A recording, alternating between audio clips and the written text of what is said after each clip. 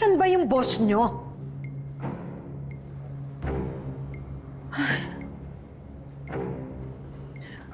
I'm sorry I'm late, my dear sister. I went to church and to an orphanage. Alam mo naman how benevolent and compassionate I am. Ate, hindi mo na kailangang i-explain sa akin ang front mo. What I need to know is kung kailan ko makakaharap si Ikit. Ye of little faith.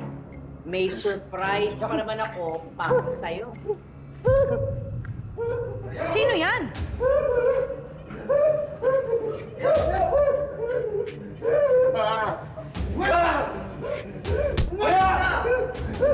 Siya lang naman ang kaisa-isang witness na hawak ni Marikit.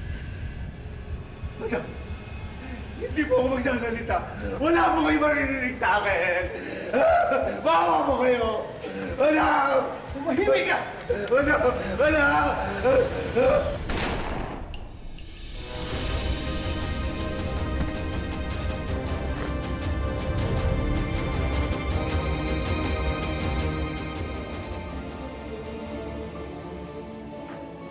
O ngayon, naniniwala ka na? Na kapag sinabi ko, gagawin ko.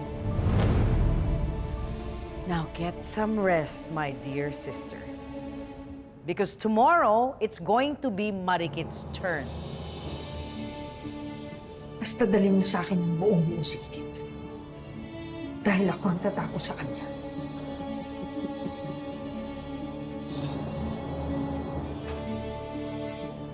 Para saan yan? Eh di ba sabi mo, vlogger yung ex-stepdaughter mo? Eh di para sa content niya.